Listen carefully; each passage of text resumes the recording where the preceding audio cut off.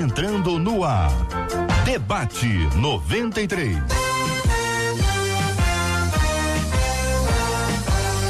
Realização 93 FM. Um oferecimento Pleno News. Notícias de verdade. Apresentação J.R. Vargas. Alô, meu irmão. Alô, minha irmã. Aqui fala J.R. Vargas. Estamos de volta, começando aqui mais uma sobreedição do nosso Debate 93 de hoje, nesta segunda-feira, dia 29 de julho de 2019. Ali com o Debate 93 2461-0093. E-mail debate@radio93.com.br. Facebook Rádio 93 FM. Site www.radio93.com.br. Bom dia para quem já está no Facebook acompanhando a gente, tá no Face da 93 FM, vem assistir o nosso Debate 93 de hoje, vai conhecer o nosso estúdio, os nossos debatedores, o nosso time de trabalho, vai acompanhar nessa nossa live de abertura um pouco dessa linda programação feita pela 93 FM. Marcela Bastos, bom dia. Bom dia, JR, bom dia aos nossos ouvintes, nossos debatedores. Tchauzinho pra turma do Face. Já mudou a música, você já sabe. 9680383319. WhatsApp pra quê?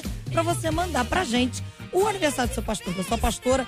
Como hoje é segunda, os pastores que fizeram aniversário ontem, no domingo, e estão fazendo aniversário hoje na segunda, você manda pra gente, esposa do pastor, o esposo da pastora, caso ele não seja pastor, o aniversário da sua igreja, com quantos anos a igreja está fazendo, e o aniversário da cidade onde a pessoa mora. Muito bem, Marcela Bastos. Manda, Marcela, bom dia para Andréa Maier. Bom dia, Andréa Maier. Carla Silva. Carla Silva. Ruth Ferreira. Ruth Pereira. Ferreira. Ferreira. Jó Pereira. Jó ou Jô? Sei lá. Jô Pereira. Marcos Vinícius. Carla Silva. Célia Melo. Neuza Soares. Suelen Lima. Robério Vilar. Alexandre Alvarenga. Márcia da Rosa. Esté Barbosa. Euniceia Gomes.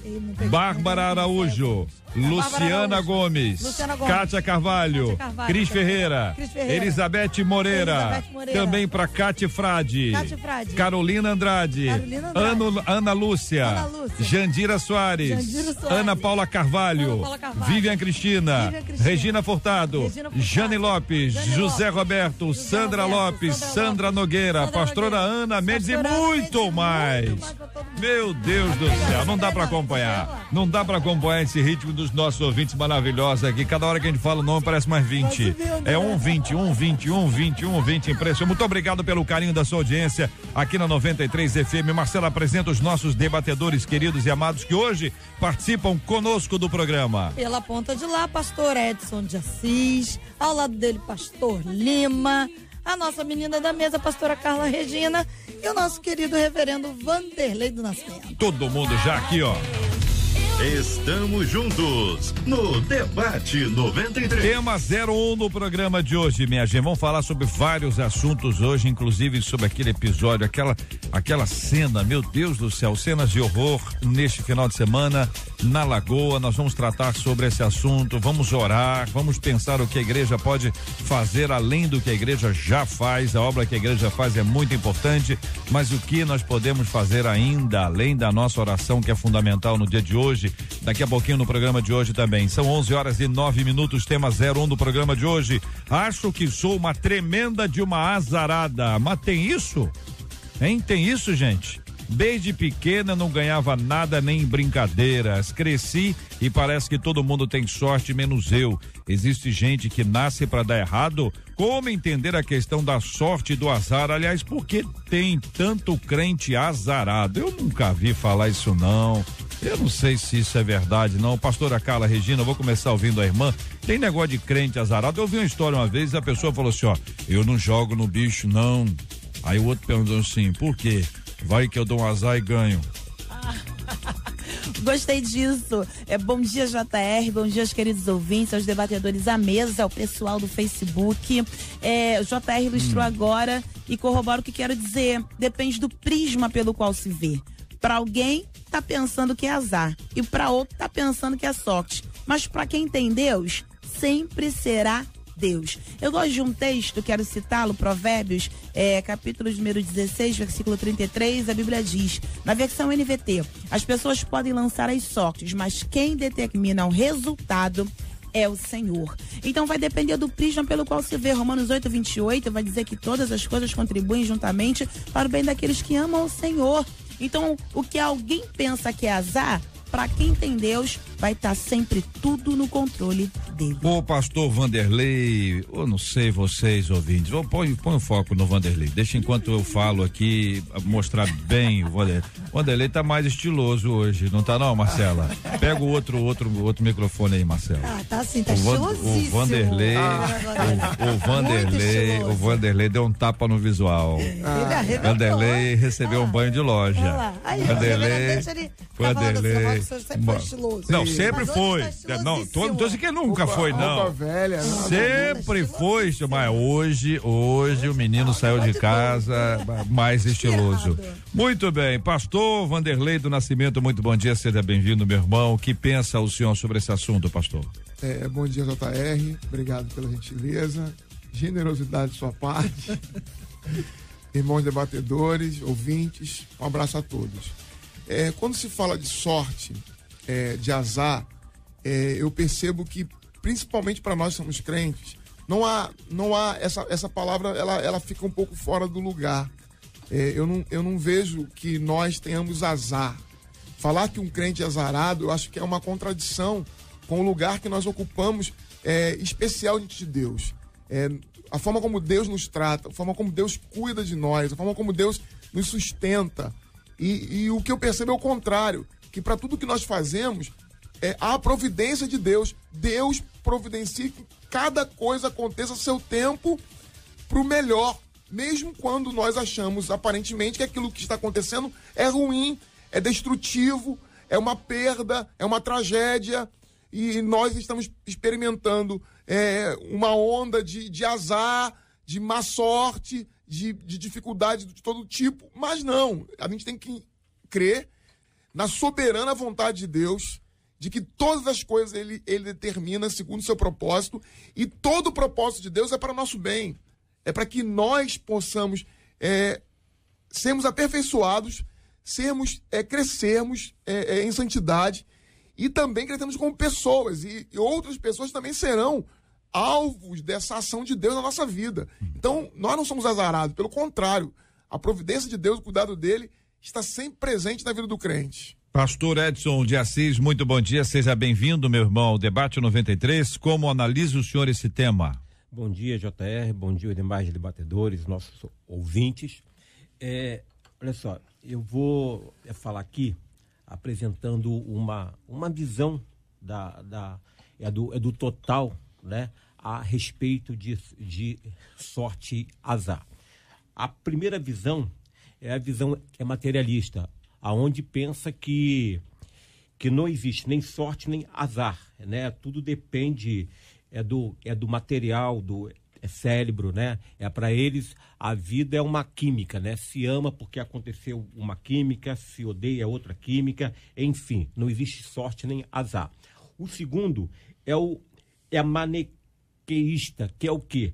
É que acredita-se que o mundo é governado por duas forças, o bem e o mal, tá? E o ser humano, ele está nesse meio. Então, quando prevalece o bem, né, tem a sorte. Quando prevalece o mal, aí tem o azar. E o terceiro, que é a nossa visão, a visão cristã, né? É onde existe, na verdade, um domínio, um governo de Deus sobre nossas ações, tá? Sendo que Deus, muitas das vezes, ele permite que a gente tome caminho, que a gente venha fazer escolhas, né? E alguém diz, alguém não deu sorte no casamento. Bem, a pessoa namorou, percebeu que a outra pessoa não seria aquela pessoa ideal, mas ela insistiu com aquilo. Quer dizer, Deus permitiu a pessoa escolher e ela escolheu mal. Então, na grande verdade, não existe a sorte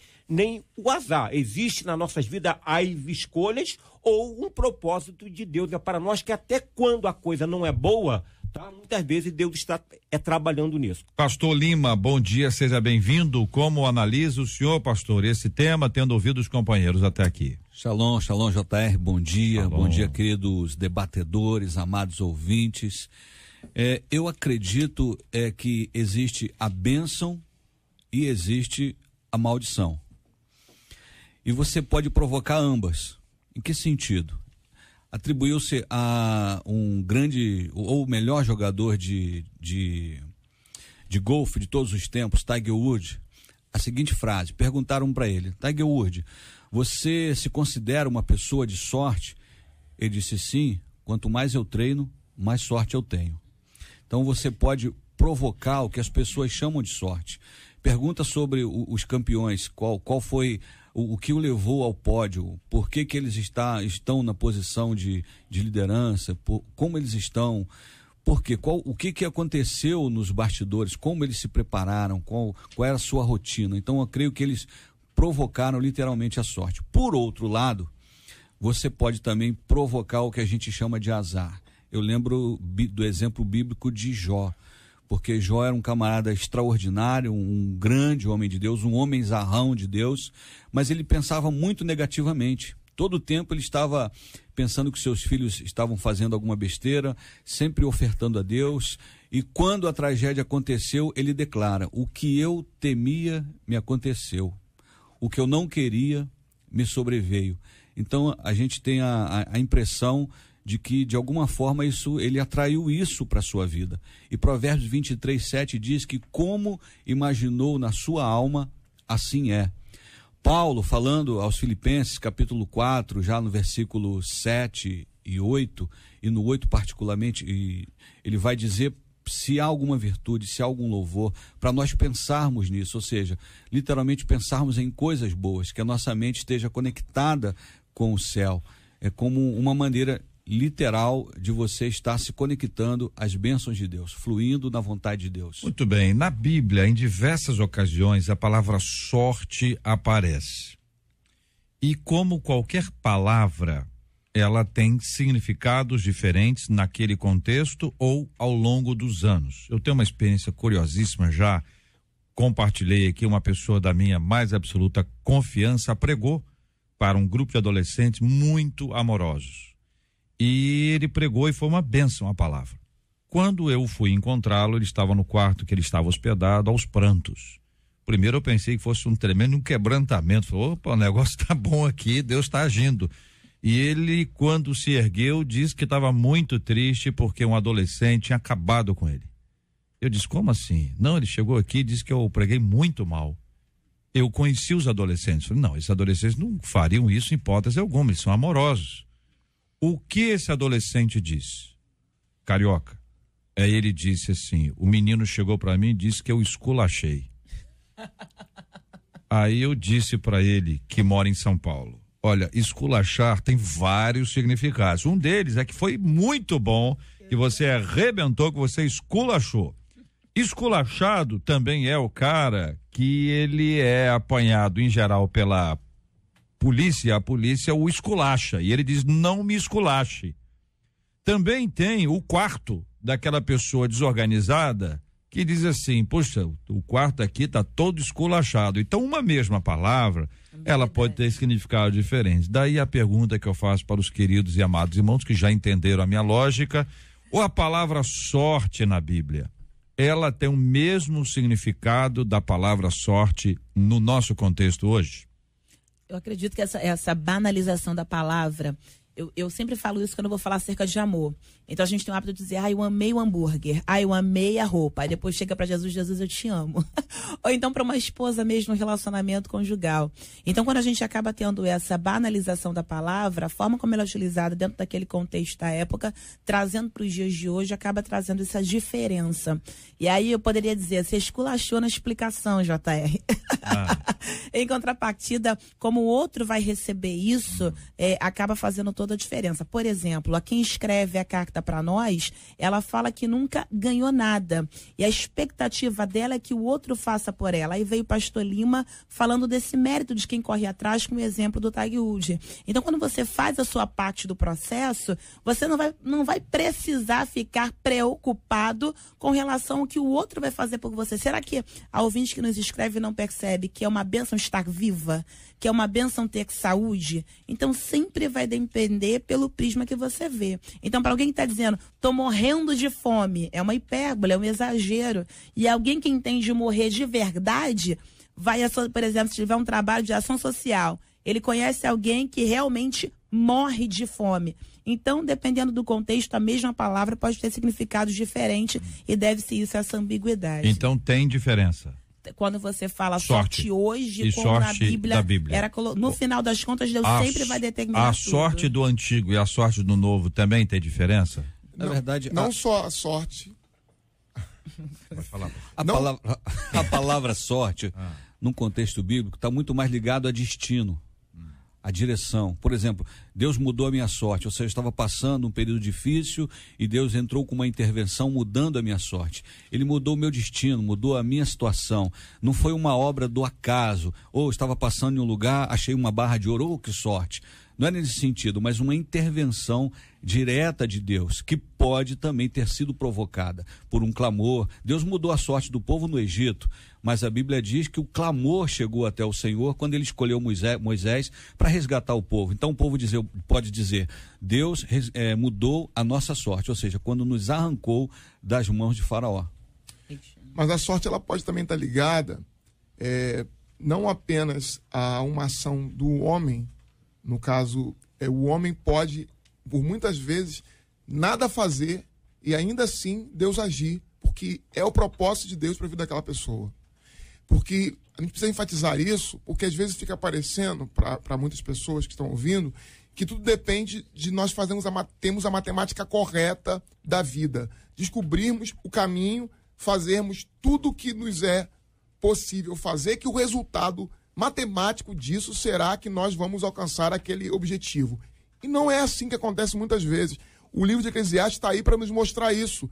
Ele olha para a vida, ele olha para as pessoas, Salomão, na sua sabedoria, e vê que a sorte dos bons é igual à sorte dos maus. Que a casa onde há festa não é melhor do que a casa onde há luto.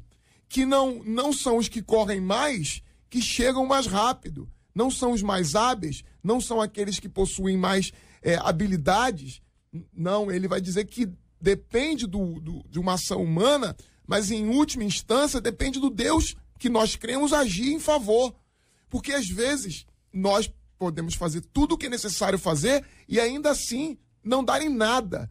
O salmista vai dizer que não adianta o homem ter uma edificação, proteger a sua casa. Em vão ele vigia, em vão ele guarda, se o Senhor não edificar aquela casa, se o Senhor não guardar a cidade, se o Senhor não proteger, se o Senhor pode ter um aparato de segurança imenso, se Deus não estiver guardando. Então é preciso balancear que há sim uma ação do homem, há sim nós irmos ao máximo que podemos fazer, trabalharmos duro, pregarmos o evangelho, construirmos projetos para a nossa própria vida, projetos pessoais, cuidarmos daquilo que diz respeito às decisões que são nossas, mas há também se balancear que Deus tem a nossa vida em suas mãos. Ele é quem vai nos colocar aonde Ele deseja, no tempo que Ele deseja e segundo a vontade dEle. Olha só, o pastor, ele colocou muito bem, só para a gente diferenciar aqui, o que é sorte no contexto do senso comum, né? E o que é sorte no contexto bíblico, né? Para o senso comum, sorte depende das forças, das energias, né? Do sol, da lua, né? Dos astros, né? Alguma coisa assim que foi infiltrado, né? Na nossa cultura, tá? Quando foi colocado que a sorte na Bíblia é uma decisão de Deus e muitas vezes é uma escolha nossa também, tá? Então a gente poderia mais ou menos aqui simplificar assim, né? Algo que não... A sorte bíblica não é contrária de azar, né? Se a gente colocasse aqui, olha, vamos tirar a sorte aqui, quem vai pagar o almoço hoje. Não precisa não, pode ser que eu escolho. Eu escolho. JR, eu escolho, pode ser que eu escolho. É sorte dele e sorte nossa, né? Não existe azar nisso, né? Então, no contexto comum, o que a irmã colocou aí, pela que a ouvinte colocou, é que ela vive uma maré de azar por toda a sua vida, né? De repente ela vive escolhendo mal, né? Existe na vida dela algumas situações que ela tem que trabalhar e esquecer essas coisas e buscar mais aí o governo de Deus para ela. Por exemplo, em Jó 42:10, o texto diz assim: o Senhor restaurou a sorte de Jó quando este orou pelos seus amigos, e o Senhor lhe deu o dobro de tudo o que tinha tido antes. A sorte aí, nesse sentido, literalmente significa o quê? O Senhor mudou o destino de Jó. Ele mudou a circunstância de Jó. Mas o que provocou essa mudança, segundo o texto? No momento em que ele começou a interceder pelos seus amigos. Quando ele se preocupou com a dor do outro, com o problema do outro, Deus interviu no problema dele. Às vezes, Deus usa você para ser um milagre na vida do outro, para provocar um milagre na sua vida. Isso, de forma alguma, anula a soberania de Deus. Claro. Mas Deus quer fazer uma parceria conosco. A gente poderia utilizar aqui a expressão que Deus mudou a história de Jó, Deus mudou a caminhada de Jó. Eu, em geral, eu prefiro assim, saber exatamente o significado da palavra original para você evitar de dar uma, que a gente chama de canelada bíblica, que é muito comum em nosso tempo. As pessoas às vezes não pesquisam, ou então pesquisam de uma fonte que não é exatamente a melhor das fontes. É por isso que aqui a gente tem sempre 4 ou 3 pessoas à mesa, no mínimo, que a gente escuta as opiniões de todos. E aí a gente consegue, no equilíbrio, no consenso, encontrar. Então vamos, por exemplo, para caminharmos aqui no Salmo de número 126. Lindo salmo, forte, palavra clara de Deus para a nossa vida. Quando o Senhor restaurou a sorte de Sião, ficamos como quem sonha. Então nossa boca se encheu de riso e a nossa língua de júbilo. Então entre as nações se dizia: grandes coisas o Senhor tem feito por eles. Com efeito, grandes coisas fez o Senhor por nós, por isso estamos alegres.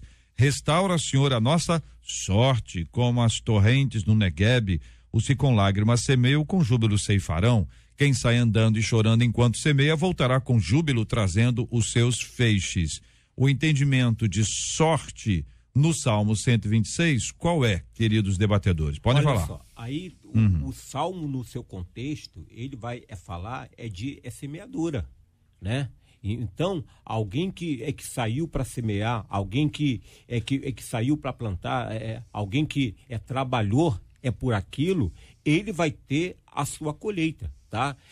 Por exemplo, aquele jovem que se esforça para estudar, que corre atrás, né? Ele quer ser o melhor, ele vai passar no Enem, vai ser um excelente profissional. Ele teve sorte na vida. Não, ele semeou na sua vida e ele vai colher a sua bênção. Mas esse texto fala de uma ação de Deus. Sim. Não é uma ação do povo israelita. Eles não fizeram nada para isso, pelo contrário. Deus é que foi lá e os arrancou daquela situação. Não houve uma ação do povo de Israel para com Deus. Deus é que foi lá e os trouxe, os arrancou daquela situação, como havia sido o próprio Deus que havia entregado aquela situação também. Então, assim, quando Deus os entregou, eles estavam com azar. Quando Deus os resgatou, eles estavam com sorte. Quando Deus agiu na vida de Jó e o colocou naquela situação e ele estava com azar, eu tenho vivido situações pessoais na minha vida, nos últimos 4 meses, que poderiam dizer, ele está com azar. Eu perdi meu irmão, num mês, no outro mês o meu pai, no outro mês a minha irmã, eu estou com azar. Não, eu não estou com azar. Há um propósito para todas as coisas. Deus está cuidando da minha vida, da minha família. Eu não compreendo o que ele está fazendo. Eu não me sinto confortável com o agir de Deus. Eu não me sinto em paz com o agir de Deus, mas eu me submeto a ele. É a vontade de Deus. Eu creio que é a vontade de Deus. Eu me submeto à vontade de Deus. Não é sorte nem azar. Deus está direcionando as coisas daquela forma. Eu posso fazer uma leitura, aparentemente, de que é uma provação, é um momento de luta. Mas eu não posso pensar que Deus me entregou ao azar, me entregou ao diabo, É interessante que, às vezes, a nossa visão de quando as coisas vão mal é de que sempre Deus está punindo ou tentando, de alguma forma, nos fazer pagar por alguma coisa errada que nós fizemos.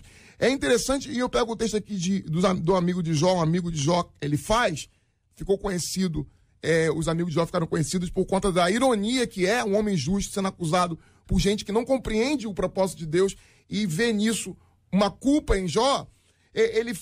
Em um momento, ele chega para Jó, quando ele está sofrendo, quando ele está numa situação bem difícil, ele diz para Jó: olha, Jó, você tem que entender o que está acontecendo com você. Algo está acontecendo de errado com você. Você está com azar, né, entre aspas, por conta de algum pecado, alguma situação de inconformidade sua com Deus. Porque a tendência das pessoas é essa. O azar é por conta de alguma culpa escondida, algum temor não confessado. E ele diz assim aqui no texto de Jó, capítulo 4. Ele diz assim: lembra-te agora disto. Qual inocente que jamais pereceu? E onde foram os retos destruídos? Ele está falando aqui numa perspectiva, falando o seguinte: olha, Jó, você nunca viu um justo perecendo. Um inocente perece. Eu responderia, ele faz, como outros teólogos já fizeram, porque não sou eu que estou respondendo apenas agora aqui, já fizeram, dizendo: olha, Jesus de Nazaré é esse inocente, é esse que teve azar, entre aspas. Já que você pensa dessa forma, que azar é estar vivendo uma situação de perda ou não favorável, segundo os moldes que a sociedade estabelece que é sucesso.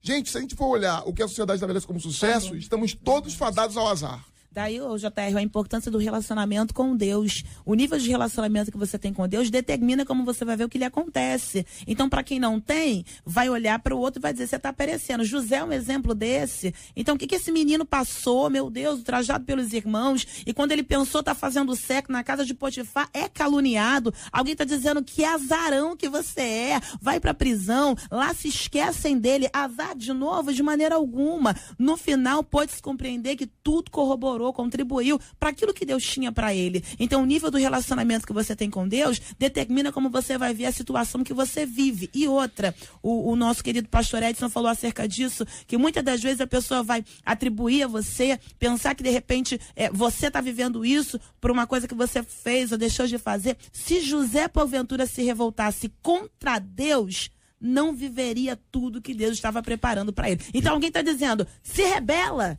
luta contra isso. Está tudo no controle de Deus. Então, bem, Deus nos prova, antes da gente prosseguir, temos que ser aprovado ou não. Antes da gente prosseguir, só uma palavra em nome de todos nós ao pastor Vanderlei, em razão dessas perdas pesadas e difíceis, últimos 4 meses. Vou pedir aos nossos ouvintes que intercedam, que orem por paz, por consolo. Há muita gente envolvida, a mãezinha, especialmente no meio desse processo todo, nas lutas naturais dela e carecendo dessa graça de Deus e dessa bênção do Senhor.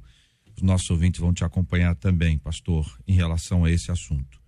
E a gente sabe o quanto essas lutas são difíceis. Eu quero lembrar aqui aos nossos ouvintes que muitas vezes você está muito bem hoje. Hoje você está daquele jeito que o pessoal fala: está rompendo em fé.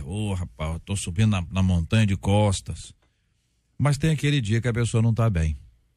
Tem aquele dia que a pessoa está passando por uma prova, a pessoa está com uma angústia muito grande, ela precisa dessa graça de Deus. Então, a vida da gente é assim, é família, né? Às vezes um está bem, o outro não está. E a gente sabe o quanto cada um de nós é importante no processo de compartilhar paz, de compartilhar alegria e de compartilhar a bênção do Espírito Santo. Muito bem. Quem é que estava com a palavra? JR, na verdade, insistindo aqui na questão do destino, no sentido de, quando Deus muda a sorte, ele torna o destino favorável. O texto que você leu, que eles ficaram alegres quando o Senhor restaurou a nossa sorte. Poderíamos ler tranquilamente assim: nós ficamos com os que sonham, nós ficamos alegres quando o Senhor tornou o nosso destino favorável, quando o Senhor nos levou a uma circunstância favorável. Então, a sorte, como já foi dito aqui, não é uma oposição ao azar. Aliás, eu não encontrei ainda azar na Bíblia, essa palavra azar na Bíblia. Eu creio que está muito mais ligado a uma crendice popular, a qualquer superstição, do que algo literalmente bíblico. Muito bem. Em Atos dos Apóstolos, capítulo 1, versículo 26, o assunto, a palavra sorte, continua, mas ela é apresentada com um significado diferente. E exatamente essa é a tese, dos significados diferentes em tempos diferentes. Então, a minha dúvida aqui apresentada a vocês é: o que significa sorte nesse contexto? Capítulo 1 de Atos dos Apóstolos, o assunto ouvinte trata aqui sobre a escolha de Matias para integrar o time dos apóstolos. E os lançaram em sortes, vindo a sorte recair sobre Matias, sendo-lhe então votado lugar com os 11 apóstolos. Mais uma vez a palavra está ligada a destino. Eu falo destino não no sentido de algo pejorativo ou de uma obra do acaso, mas de uma intervenção de Deus. Eles queriam saber: Senhor, qual é a tua vontade? Então, nós vamos lançar sorte, nós vamos fazer, entre aspas aqui, um sorteio, e vamos botar o nome de todo mundo aqui e vamos tirar o nome daquele que vai ser o escolhido. Ou seja, para este trabalho, para esta tarefa, para esta circunstância, quem é a pessoa que o Senhor quer usar? Então Deus vai intervir apontando aquele destino, aquele propósito. O que não necessariamente precisaria ter sido feito, é também a mania do outro, da gente querer sempre saber esse destino. Não, tem que ser os 12, tem que colocar mais um, daquele que Judas saiu. E eu percebo que, até mesmo a gente costuma dizer isso, Matias não é mais citado, né, de uma forma proeminente na Bíblia, que pudesse ter confirmado que o próprio Deus o tenha escolhido, ou que houvesse de fato a necessidade de fazê-lo. Há quem diga, uma linha de pensamento teológico, que Paulo que vai vir a ocupar esse lugar. O que vai agora tornar-se claro que não se trata mais só dos 12. Isso agora vai abrir-se para que outros, para que a igreja possa prosseguir com esse propósito. Então a gente tem essa mania: não, vamos lançar sorte para ver o que vai ter que acontecer. Tudo está no controle de Deus. No final das contas, Deus sempre se encarregará de colocar quem Ele quer, de levantar quem Ele quer, sem que para isso precisamos pressioná-lo para responder. E aí, por essa inferência bíblica, pelo fato de Matias não ter sido mais citado, assim como os outros apóstolos o foram no decorrer da história da igreja, parte do princípio, então, não que Deus o tenha desprezado, mas essa mania que a gente tem de encostar Deus na parede para fazer apontar para nós o que a gente precisa fazer e que, na verdade, Ele vai se encarregar de fazer. E até pegando uma carona no que a senhora está dizendo e no que o JR já disse sobre o texto, a gente precisa analisar também o seguinte: esse método utilizado pelos apóstolos é um método provisório. É um método provisório como era a adivinhação no Antigo Testamento. No início, no povo de Israel, o profeta era adivinho. Chega na época monarca, na era patriarcal ele era adivinho. Na era monarca, o adivinho é queimado, porque Deus condena a adivinhação. É um processo de compreensão da revelação de Deus. Ainda não se foi derramado o Espírito Santo sobre a igreja. A igreja possui métodos que nem sempre esses métodos são para serem repetidos. Nem sempre são repetidos. Por exemplo, tem textos nos Salmos que dizem claramente, pedem vingança contra o inimigo. Davi, o bom Davi, pede que Deus coloque o Satanás do lado do seu adversário. Isso é para a gente olhar, analisar e pensar: é para repetir? É para fazer igual? Esse método de escolha era o método que eles utilizavam, é uma questão mais cultural. Não é para ser repetido e não é norma para ninguém.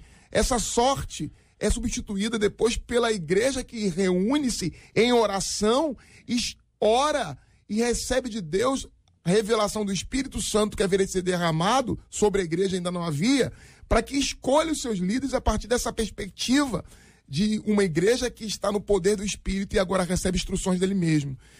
Ainda não existe o cânon, ainda não existe a escritura, ainda não existem normas muito fixas. Então essas normas, elas estão ali presentes, elas são provisórias, serão substituídas. Essa sorte aí é um ranço ainda da antiguidade que será substituído por quem confia e está debaixo do controle de Deus, como será a igreja depois do Pentecostes. Eu creio que está substituindo aí o Urim e o Tumim. O Urim e o Tumim. É sim ou não? E é parecido. Uma das teses é que essa sorte aí teria sido exatamente o uso de Urim e Tumim. É uma possibilidade, né? Tá. Essa sorte aí eles tinham necessidade do número 12 devido às 12 tribos de Israel. Nós temos que entender que esse povo estava vindo todo do judaísmo, né? Então eles tinham essa necessidade. Aqui um histórico, né? É não bíblico, tá? É sobre Matias, tá? É que ele foi para a Etiópia, tá? Ele se dirigiu para a região de Ecógita, hoje conhecida como Geórgia, onde foi crucificado, tá? Ele foi um apóstolo e, como os outros, também se tornou um mártir do cristianismo. Isso, né? É um texto da tradição. Isso, texto da tradição. Não é um texto bíblico, não. É um dado da tradição, como outros tantos. São históricos. Que existem e que podem ser encarados ou não como fatos, mas eles estão aqui e traz aqui o pastor para nos ajudar a entender. O texto bíblico diz assim: isso chegou ao conhecimento de todos os habitantes de Jerusalém, de maneira que em sua própria língua esse campo, aí está falando de Judas. Versículo 20, porque está escrito no livro dos Salmos: fique deserta a sua morada e não haja quem nela habite, tome outro o seu encargo. Estão trazendo um texto dos Salmos. É necessário, pois, que dos homens que nos acompanharam todo o tempo que o Senhor Jesus andou entre nós, começando no batismo de João até o dia em que dentre nós foi levado às alturas, um destes se torne testemunha conosco da sua ressurreição. Então propuseram dois nomezinhos: José, também chamado Barsabás. Cuidado com a dicção, que ela é importante. O nome do sujeito era Barsabás, cognominado Justo. Olha só, rapaz, os caras estão ajudando. O Lucas está ajudando bastante aqui. Lucas, que já viveu o contexto todo, está olhando para trás, assim, o nome do outro era José, chamado Barsabás, todo mundo chamava ele de Justo. E Matias, ponto. Aí as pessoas pegam nisso aqui para dizer que o outro era o melhor candidato e que Matias foi mais escolhido, que não tem nenhuma base. E orando, disseram: tu, Senhor, que conhece o coração de todos, revela-nos qual destes dois tem escolhido. Deus já conhecia o coração de todos, é o que eles falam aqui, para preencher a vaga neste ministério e apostolado do qual Judas se transviou, indo para o seu próprio lugar. E o lançaram em sortes, vindo a sorte recai sobre Matias, sendo-lhe então votado o lugar entre os 11 apóstolos. Então vocês estão afirmando que esse modelo provavelmente é uma herança ainda do Antigo Testamento e que obviamente não está em vigor hoje e nem na própria igreja. E aí eu lembrei aqui para compartilhar o de Atos capítulo 13, que é um episódio curioso também, muito especial. Diz a Bíblia: havia na igreja de Antioquia profetas e mestres. Aí tem uma listinha: Barnabé, Simeão, por sobrenome Níger, Lúcio de Cirene, Manaém, que era colasso de Herodes, o tetrarca, e Saulo. Então tem o primeiro nome, Barnabé, o último nome é Saulo, entre eles 3 outros nomes. E servindo eles ao Senhor, tem trabalho, tem experiência, tem acompanhamento, e jejuando, disse o Espírito Santo: separai-me agora Barnabé e Saulo para a obra que os tenho chamado. Tem dúvida aqui? O Espírito Santo falou assim: Barnabé e Saulo. Mas o primeiro e o último. Aí vão dizer que é o alfa e o ômega, a galera pode inventar, né? Então, jejuando e orando, impondo sobre eles as mãos, os despediram. Acabou a conversa. Então aí você vai ver a história, você vai ver o que aconteceu, que foi muito bom, mas eles também tiveram briga, aí começa agora, a briga foi por causa disso, daquilo outro. Mas a gente vê como essa movimentação de Deus, ela foi sendo diferente. E a partir dessa descida do Espírito Santo, o Espírito Santo está dentro de nós, você não precisa ficar tirando sorte, jogando sorte, vamos eleger aqui uma pessoa aqui na igreja, joga sorte, vamos botar... A gente tem, cada igreja tem o seu método de escolha, mas cada um vai sendo conduzido pelo Espírito Santo, mas dentro da perspectiva que a escolha está sendo feita por Deus e não pelo homem. E não se restringe, JR, não se pega 2 que eu já faço uma pré-escolha. Se eu só coloco 2 e lanço a sorte só sobre 2, segundo a expressão, eu restringo para que só entre os tais. Quando o Espírito Santo entra, até Deus é perfeito. Até entre os filhos lá de Jessé, pode não estar presente, mas quando Deus que escolhe, só senta quando chegar quem Deus escolheu. Então, quando você lança a sorte, você restringe, você limita. Mas quando confia ao Senhor, isso é amplo. E normalmente ele escolhe quem não se pré-estabeleceria para estar entre os escolhidos. Também você está botando regra agora, pastor. Não estou. Botou sim. Não, botou como é que eu botei, sim. Fala pra mim. E Deus normalmente escolhe aquele que não... Aí botou normalmente muda tudo. Não significa que é sempre. Eu disse normalmente ele faz. Esse princípio é o seguinte, quem escolhe é Deus do jeito que ele quiser. Isso. A pessoa pode estar pronta, pode estar despreparada. A pessoa pode estar isso, pode estar aquilo, pode estar perto, pode estar longe. A ação é divina, especialmente quando se trata de ministério pastoral. Isso é uma coisa, o seguinte, eu tenho muito, eu acho que eu não conheço alguém que, assim, não lutou contra. Foi chamado por Deus e não lutou contra.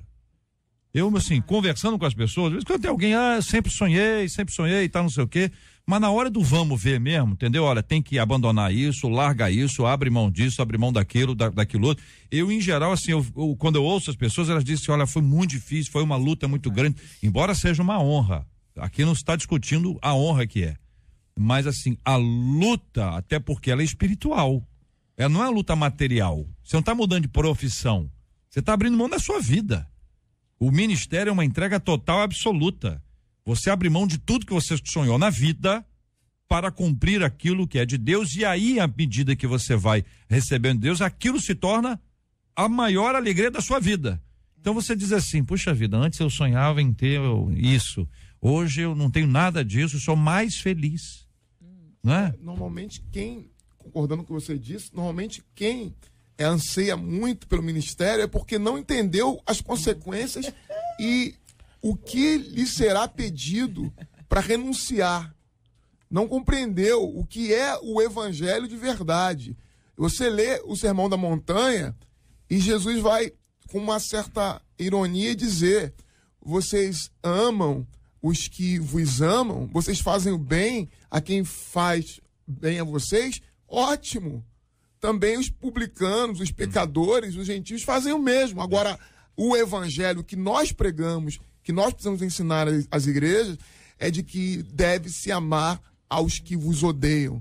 Deve-se dar a outra face para que o outro possa bater novamente. Ou seja, é um evangelho que está completamente fora desse eixo de poder, de sucesso, de status, de glamour que a sociedade toda pinta. Agora, só uma colocação, claro. Voltando ao texto bíblico, eu acredito que Matias foi da vontade de Deus. Olha, tá? eu concordo com o senhor. Acredito. Eu concordo com o senhor. Agora, eu acho que ele é um injustiçado. Agora nem Matias é injustiçado. Por exemplo, Lucas foi apóstolo.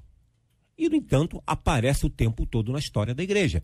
Não é porque não foi ou foi, desapareceu, não. Eu acho que Matias foi da vontade. Eles lançaram a sorte e Deus deu a de Matias. Eu quero corroborar o que disse, que independente dele ser o apóstolo ou não, a honra de fazer o que precisava ser feito, ele continuaria fazendo. O que eu estou dizendo o título não me deixa mais importante. O que eu estou dizendo muitos... você citou uma lista aí, entre os tais, Saulo encerra a lista, lembra? Isso. Todos eles bombaram como Saulo para aparecer? Não, mas não significa que não tenha sido escolhido. O que eu estou dizendo não estar escrito lá, ou não ser corroborado com a escrita do que fora feito, não se diz que foi escolhido ou não por Deus. Eu só estou dizendo que Matias, com relação a lançar a sorte para dar a ele o título de apóstolo, seria indiferente no que tange a o que ele poderia fazer, faria independente disso. Vamos Tanto lembrar... que não foi registrado, ou seja, não era importante o registro, mas o feito propriamente dito. Para fechar esse assunto aqui, a gente precisa lembrar de algumas coisas. O próprio Pedro, grande apóstolo Pedro, top de linha, prateleira de cima, beleza? Entre os 12, Pedro estava sempre ali, pertinho. Pedro top. Pedro top. Chefe dos apóstolos. Ele tá ali, manifestação de Pedro o tempo inteiro. É o mesmo Pedro que Jesus diz para ele, arreda-te daqui, Satanás, é o mesmo Pedro que minutos antes, ou algum tempo antes, disse: tu és o Cristo, filho do Deus vivo. É o mesmo Pedro que andou por sobre. Enfim, Pedro, todo mundo conhece Pedro. Depois que Pedro é solto, ali em Atos 12, Pedro desaparece. Agora entra Paulo, né? E quem assume a liderança da igreja é Tiago. Não, É Tiago. E não aparece tanto assim também, né? Não, o primeiro líder da igreja foi Tiago.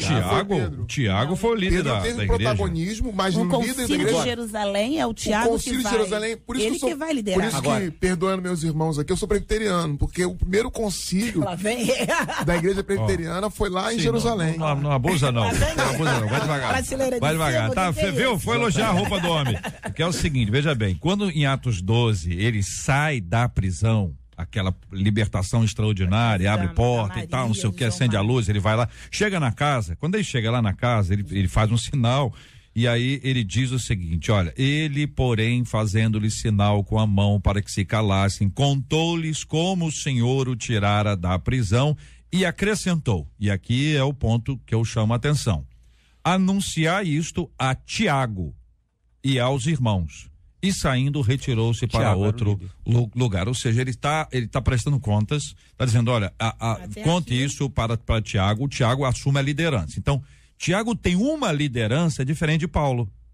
A missão de Paulo é uma, de Tiago é outra, de Pedro é outra. E de Matias vai ser outra. E de Matias vai ser outra. Então, é o Matias nós defendendo o Matias. De Barnabé vai ser outra. Então, cada um. Então, assim, é isso que eu queria, sim. É que eu queria destacar aqui para os meus irmãos: é o seguinte, que todo mundo vai servir ao Senhor de alguma forma, ainda que o seu nome não seja registrado continuamente. Eu tenho um exemplo, não sei se vocês conhecem, Pastor Lima. Talvez conheça isso, não sei, me deu a impressão que sim. Às vezes, numa roça, no interior, tem um negócio chamado pinguela.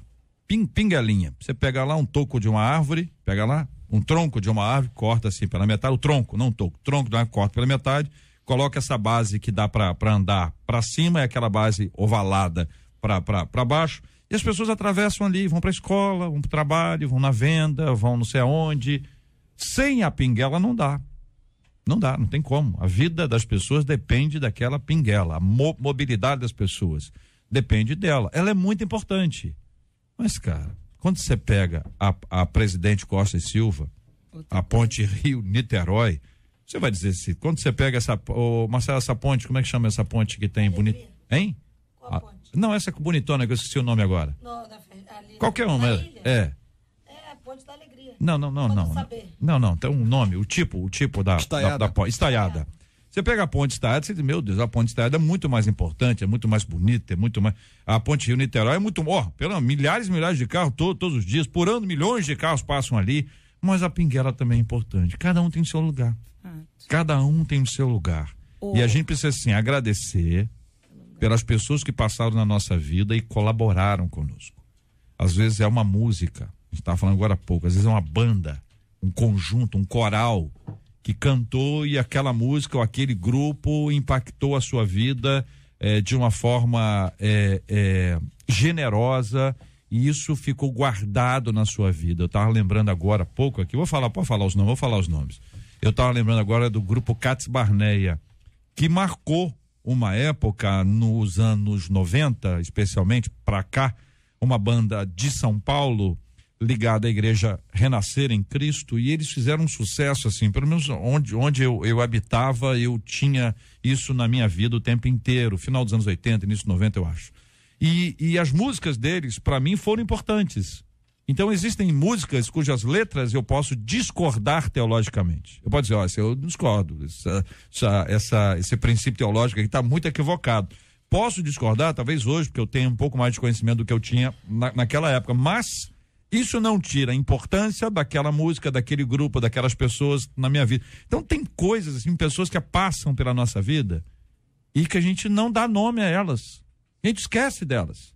Mas a contribuição delas, de alguma forma, está ali, no cantinho da nossa vida, e de repente isso vem e dissolve, como um remédio, um sonrisal, sabe? Que dissolve na água e de repente você não vê mais o remédio, ele está ali envolvido com a água, mas o seu efeito, quando você o ingere, ele é percebido no seu organismo e ele produz o resultado ali proposto. Uma pergunta para ti. Era possível que ninguém fosse escolhido como próximo apóstolo na sorte que foi lançada? Tinha essa opção? Eu não sei. Provavelmente não. O que eu tô dizendo sei. é, o que não foi escolhido deixou de ser escolhido? Não. De alguma forma não serviu? É a isso que me refiro. No final, todos nós. Então, Sim. o que eu estou dizendo é, a gente tem a mania de preencher como se Deus estivesse errado. Ai, Judas traiu, tá faltando alguém, eu tenho que consertar o que foi errado. O vínculo final, aí é com as 12 tribos que o pastor já tinha colocado, perfeito. né? Tem o que número associar. 12, quer dizer, quando Jesus escolhe 12, então vamos pro contexto, nós estamos lá, tá? Não, Ó, mas o problema, só interromper, o problema não é esse, assim, perfeito. O que eu estou dizendo eu não tenho problema que Deus, ele possa ter escolhido Matias, não tem problema nenhum com isso. O meu problema é quando a gente quer lançar a sorte para tentar resolver o que Deus não perdeu de mão. Seria feito, porque o tema aqui hoje é sorte, né? Então eu entendo que não foi sorte propriamente dito. Deus já sempre tem o plano preparado para tudo, né? Deus sempre resolve colocou tudo, que no né? segundo momento já não tinha dado mais sorte. Acabou No segundo momento o Espírito vai falar direto. Era um método provisório. No segundo momento o Espírito vai falar direto. Muito melhor agora. Muito melhor agora. E aí vai. Tanto é que nós falamos de sorte com vários sentidos e todos os sentidos que foram colocados aqui apontam uma coisa: é Deus agindo e a gente não entende importa como, o método. Deus está. A gente fala que é sorte. Controle. Alguns falam, não, isso não está acontecendo. Aí a gente é azar? Será que é azar? Também não é azar. Deus está também permitindo. É provação. Muito bem, queridos e amados debatedores. Eu estava dizendo o seguinte, que no contexto de lá, Jesus escolheu 12. Nós vamos ficar com 11? Eu não ia ficar, não. No contexto lá, eu ia tentar resolver jogando aquele jogo lá dentro, saiu um, tem que colocar o outro. Por quê? Porque Jesus mandou botar 12. Você tinha 12. 70 lá, você tinha 70. Você podia escolher no meio daqueles 70 para poder... E o Matias... O Matias, embora a gente não tenha muita informação, eu tenho dó, porque é o seguinte, eu tenho dó do Matias. Muita gente fala mal dele. Eu acho injusto. Eu não falo não, hein? Eu gosto não, ninguém falou mal do Matias hoje aqui não, mas tem gente que fala mal do Matias, dizendo que Deus não escolheu, que não sei o quê. Aí o Matias, coitado, que não está aqui para ter direito de resposta, acaba levando uma fama, entendeu? Uma má fama. A gente olha para o grupo apostólico e pensa que é a graça de Deus. Pura. Porque você vê o Simão Zelota no grupo, junto com o Mateus, o publicano.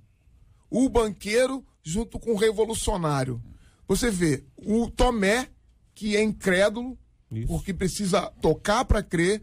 Você vê, ao mesmo tempo também, o Pedro que negou, o Judas que traiu. Gente, é a graça de Deus. Estevão, diácono, arrebentou Estevão, esculachou. Muito bem, deixa eu dizer para os queridos debatedores, a nossa live de abertura foi o programa todo, entendeu? E isso foi aqui, eu mesmo esqueci, que eu tava no Face, esqueci mesmo, fomos embora aqui conversando, interagindo, e a gente precisa lembrar o seguinte, a pessoa que joga na rifa e não ganha, já perdeu 2 vezes. Verdade. Se ganhar, perde, se perder, perdeu.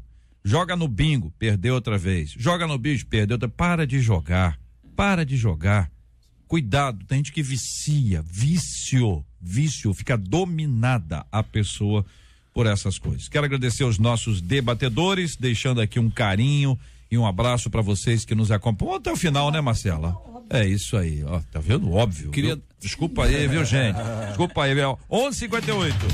Estamos juntos no Debate 93. Olha, gente, ontem aconteceu um episódio, Marcela, conta ali para os nossos ouvintes, muito triste, na Zona Sul, onde, segundo testemunhas, Plácido Moura, que ele tinha problemas psiquiátricos e gritava coisas sem sentido, e ele partiu para cima das pessoas e esfaqueou pessoas.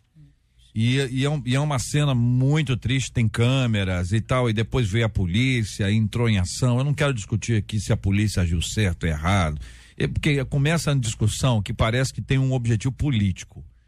E eu acho que a gente tem que discutir aqui e pedir a misericórdia de Deus. Eu quero registrar que muitas igrejas têm feito este trabalho de pegar as pessoas, de recolher as pessoas, de cuidar das pessoas, tirando-as da rua, levando-as para um centro de recuperação, de tratamento, um centro onde ela pode tomar banho, onde ela pode se alimentar, onde ela pode ser preparada profissionalmente para alguma coisa. Isso tem acontecido e a gente vê que essa manifestação das igrejas é uma manifestação legítima e merece todo apoio do poder público. Contudo, ainda é pouco diante da grande necessidade. Essa é a participação da igreja. Os políticos, gestores públicos têm que fazer muito mais. Os legisladores precisam criar leis que favoreçam estas pessoas. E o judiciário deve saber julgar as causas das pessoas, porque em alguns desses casos são pessoas que estão nas ruas porque as suas causas não foram julgadas ou não foram julgadas da maneira adequada. Sobra para todo mundo. Então a gente precisa entender que esta é uma realidade de cidade. A cidade tem isso. As cidades do mundo têm pessoas pelas ruas. É muito difícil a gente explicar o que aconteceu com esse moço. O que aconteceu com ele? Estão dizendo que foi um surto. Tem algum médico tem que atestar isso, senão fica aquela ideia. Eu acho que foi um surto. Os crentes, cristãos, evangélicos, eles dizem, não, ele estava endemoniado. Podia estar as duas coisas, tanto endemoniado quanto ter o surto. Aí o outro que é mais frio, diz, não, era uma manifestação do sistema, ele estava não sei o quê. Então cada um vem com a explicação. Não precisa ter explicação técnica clara, se houve manifestação diabólica, ou se era uma questão emocional, se tinha um problema psíquico, estava com problema de remédio, que não tinha remédio, o homem estava com fome. O que aconteceu? Para que ele partisse para cima das pessoas, esfaqueasse e matasse. Este morador de rua acordou ontem como morador de rua e dormiu ontem como assassino, que numa mesma ocasião matou 2 pessoas. Depois vem as pessoas e uma das vítimas dele foi tentar impedir que ele avançasse sobre outros. Ele já tinha avançado sobre esse rapaz, o primeiro, sobre a noiva dele. A noiva correu para pedir ajuda. Uma das ajudas foi desse rapaz que veio para impedir que ele continuasse e foi esfaqueado. Isso acontece à luz do dia, Zona Sul, uma área nobre do Rio, e naturalmente a gente tem a mesma história contada, contada não. Nós temos a mesma história acontecendo em vários outros bairros, mas que não são contadas, porque não há câmera ou não há o tipo de repercussão que há. Mas agora também não é hora de dizer que na Zona Sul é assim, na Zona Norte é assim, na Zona Oeste é assim. Nós temos que encarar essa realidade que está aqui, orar, pedir a Deus direção para saber o que mais a gente pode fazer. E eu lembro sempre de uma máxima que eu desafio aqui as pessoas há muitos anos. Se a gente se unir mais, esta igreja, mais aquela e mais aquela outra, e também aquela outra lá que eu discordo dela, aquela que eu acho que é tudo doido, aquele pessoal que não pensa como eu penso, se nós nos unirmos em prol da cidade, é possível que a gente comece a diminuir cenas tristes como essa. A união pode produzir um pouco de mudança e de transformação num contexto de cidade como o nosso. Nós vamos orar por esse assunto também, já, pedindo a você, ouvinte, que nos acompanhe nesta oração e também tantos líderes que nos acompanham, né? Quem sabe Deus toque em você de uma forma singular, que você perceba que é Ele falando com você para que algo diferente seja realizado. Eu queria sugerir, num momento como esse, numa ação como essa, tem 2 tipos de pessoas. Tem uma que é só coração. Ela quer ir para a rua agora e fazer tudo o que ela puder fazer. Não precisamos dar outra junto. A pessoa que planeja.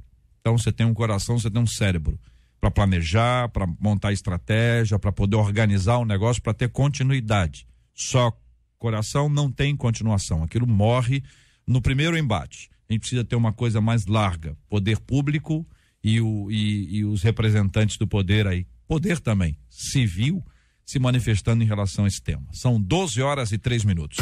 Este é o Debate 93, com J.R. Vargas, na 93 FM. Muito obrigado aqui aos nossos debatedores. Hoje aqui no programa, o pastor Lima. Obrigado, pastor Lima. Leva um abraço para a Primeira Igreja Batista de Nova Esperança. Obrigado, JR, uma alegria tremenda estar aqui com vocês, sempre um prazer renovador. Eu quero mandar um grande abraço para essa família mesmo, a família Pibani, que ontem ficou debaixo de um desafio muito grande e nós nos sentimos muito honrados com a resposta e a repercussão que o desafio teve. Maravilha. Pastora Carla Regina, muito obrigado. Um abraço pro povo da Assembleia de Deus em Vila Pacaembu, em Queimados. Eu que agradeço o JR, quero deixar esse abraço ao povo lá da DEVIP, fazer um convite. Hoje tem encontro lá dos jovens e adolescentes. É o Papo Reto Sem Curvas. E a temática hoje é de coração para coração. Pastor André, missionária Catiúça, vão estar ministrando. Às 19 horas você é o nosso convidado. Muito bem, muito obrigado aqui ao reverendo Vanderlei Nascimento, da Igreja Presbiteriana de Belfor Roxo. Eu que agradeço o privilégio de estar com os irmãos aqui, debatedores, JR, os ouvintes. Também deixo o meu abraço para minha querida irmã Sara, que está fazendo aniversário hoje. Também a nossa igreja lá em Belfor Roxo, que tem sido tão especial na minha vida, me abraçado, me acolhido, me amado, e eu sou muito grato pela igreja que posso servir. Amém. Pastor Edson de Assis, da Assembleia de Deus em Maria Paula, Niterói, obrigado, um abraço em todos lá, pastor. Um abraço, que Deus abençoe. Eu quero aqui, JR, mandar um abraço para o povo de outra igreja, o povo da Igreja Nova Vida do Alcântara, que na última sexta-feira perderam a sua pastora, a pastora Dulce dos Anjos, e ali para a escola Seiva, para os filhos, pastor André, para o Júnior, para Raquel, enfim, que Deus console a todos vocês aí. Exatamente, nós conversamos aqui a respeito dela, né, Marcela, como geração de adoradores, a música do grupo, e foi que ela deixou. A primeira marca do Grupo MK aqui, quando foi para um ministério especificamente aqui voltado para a música cantada pelas igrejas. E eles deixaram uma história, né? Que ela, o pastor Haroldo, começaram a história da Nova Vida de Niterói e São Gonçalo. Enfim, né? É um legado, é muito grande. Muito rico. E aquele povo lá é um povo abençoado. Obrigado, pastor. Marcela, aniversariante, temos aí? Temos sim. Ontem vamos dar parabéns, porque ontem foi aniversário do pastor Alberto Luiz, da Igreja Nova Vida em Nova Holanda.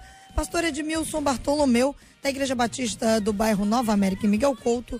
Pastor Ronaldo, da Igreja Geração de Novos Adoradores em Piabetá. Aniversário também do pastor Sérgio Ramos, da Assembleia de Deus Central do Engenho Pequeno.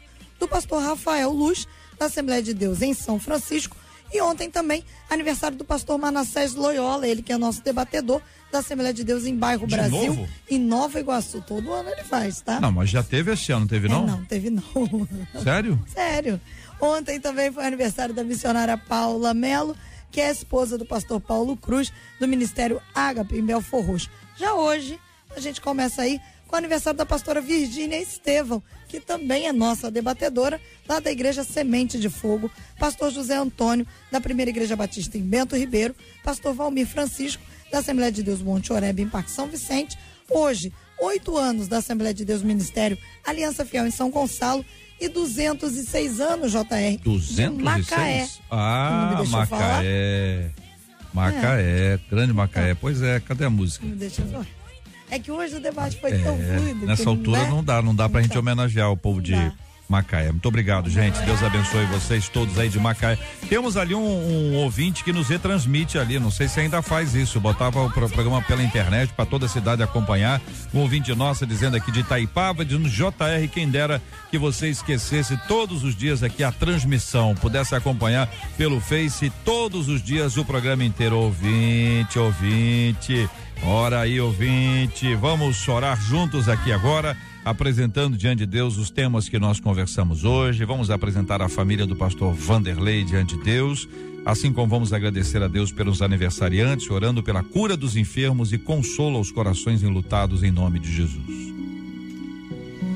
Pai querido, queremos te louvar, Senhor meu Deus, te agradecer pela vida dos pastores, Senhor, de sua esposa, das igrejas e até da cidade de Macaé, Senhor, que estão aniversariando, ó Pai. Muito obrigado, Senhor, por cada homem, por cada mulher, Senhor, que tu tem colocado, Senhor, em nosso estado, Senhor. Também, ó Pai, te pedimos, Senhor, pelo pastor Vanderlei, pela sua família, Senhor, meu Deus, Que tu, ó Pai, continue consolando, confortando, ó Pai, revigorando o teu filho, Senhor. Também, ó Pai, pedimos pela Igreja Nova Vida do Alcântara, Senhor, meu Pai, por todos lá que estão nesse momento de luto, Senhor. E também, Senhor, meu Deus, um pedido todo especial, Senhor, pelos moradores de rua, Pai. Que nós, a igreja, Senhor, nos venhamos, Senhor, nos sentir avivados, Senhor, e impulsionados, ó Pai, para, Senhor, meu Deus amado, fazermos um pouco mais, Senhor, para ajudarmos, ó Pai, tanto essa gente, Senhor. Também as vítimas, Senhor, meu Pai, deste final de semana, Senhor, guarda, livra-os, Senhor, meu Pai, de todos os maus e console os corações, em nome de Jesus. Amém. Que Deus te abençoe. Você acabou de ouvir Debate 93.